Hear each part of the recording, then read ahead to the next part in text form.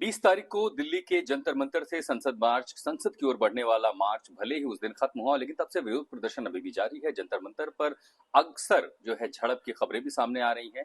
बीती शाम भी जंतर मंतर के पास पुलिस और सीजेपी प्रदर्शनकारियों में झड़प हुई। पुलिस का दावा है कि सीजेपी की ओर से पत्थर भी चलाए गए।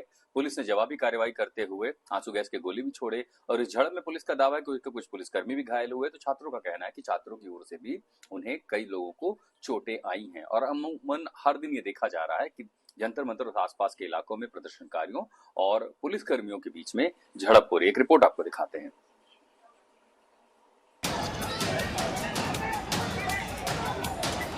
जंतर मंतर में फिर पुलिस और छात्रों में झड़प।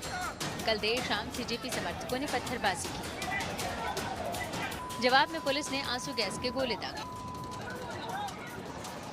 दिल्ली के जंतर मंतर पर चल रहा कॉकरोच जनता पार्टी का प्रदर्शन दिन में शांतिपूर्ण रहा, लेकिन देर शाम टॉलस्टॉय मार्ग पर भारी मात्रा में प्रदर्शनकारी छात्र इकट्ठा हो गए, जिसके बाद पुलिस से उनकी झड़प हो गई। दिल्ली पुलिस ने एक बयान जारी कर कहा, कनॉट प्लेस में टॉलस्टॉय मार्ग के पास रात करीब 8:30 बजे कुछ उपद्रवियों ने पुलिस पर पत्थर और बोतलें फेंकी, जिससे कनॉट प्लेस के एसीपी विवेक भगत घायल हो गए। सीनियर अधिकारी उन्हें आरएमएल अस्पताल ले गए।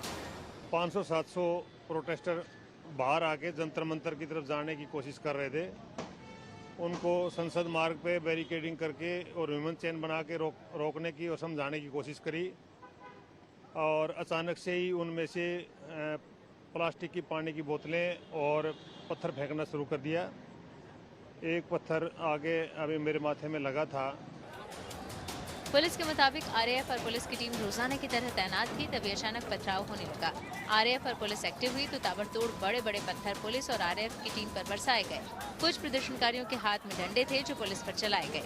भीड़ को काबू में करने के लिए आरएएफ की टीम ने हल्का बल प्रयोग किया। पुलिस ने आंसू गैस के गोले छोड़े और भीड़ को काबू में किया और मौके पर भारी पुलिस बल मौजूद है।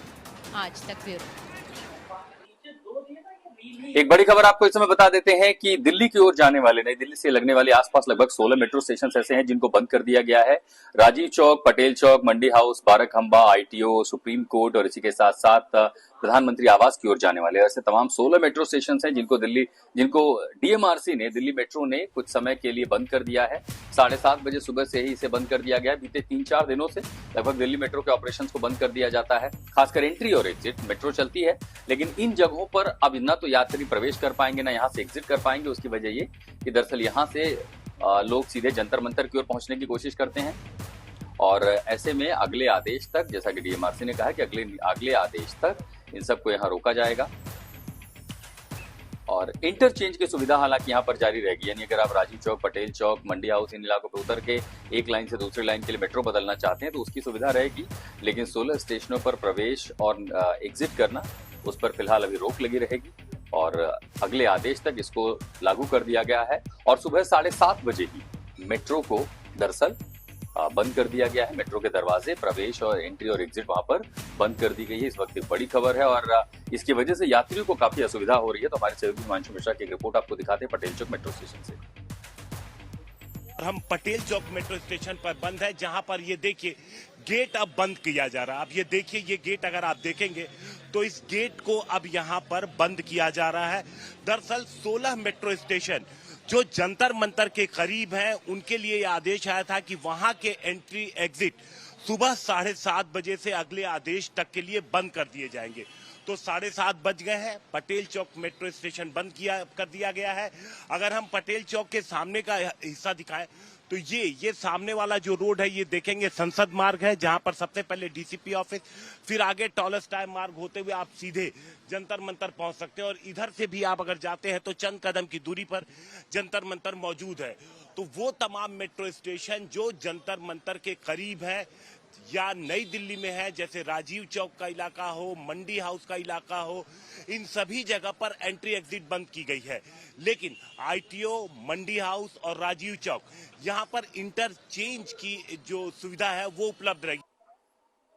छात्रों के आंदोलन को लेकर के अलग अलग प्रतिक्रियाएं भी आ रही हैं और इस बीच छात्रों के आंदोलन को बड़ा समर्थन मिला है अभिनेता सलमान खान की ओर से। सलमान खान ने सोशल मीडिया पर एक पोस्ट करके अपनी प्रतिक्रिया दी है। उसमें छात्रों के आंदोलन को उन्होंने समर्थन दिया है। ये भी कहा है कि इसका श्रेय भी छात्रों को मिलना चाहिए। सलमान खान ने शिक्षा व्यवस्था और उसके बीच जो पेपर लीक है उस मुद्दे पर भी अपनी बात की।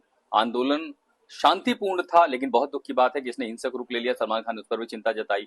जो छात्र घायल है उनके परिजनों के लिए संवेदना जताई और कहा कि ये छात्रों और शिक्षा प्रणाली के बीच का मामला है। सलमान खान ने यह भी कहा कि इसे राजनीतिक रंग नहीं दिया जाना चाहिए और ये भी कहा कि इसका श्रेय देश के छात्रों को मिलना चाहिए। उन्होंने सरकार से मांग की है कि हमें भरोसा है कि सरकार छात्रों को समर्थन देगी और उसी के साथ शिक्षा प्रणाली को मजबूत बनाएगी। यानी देश की शिक्षा व्यवस्था को लेकर के अब हर कोई चिंतित है।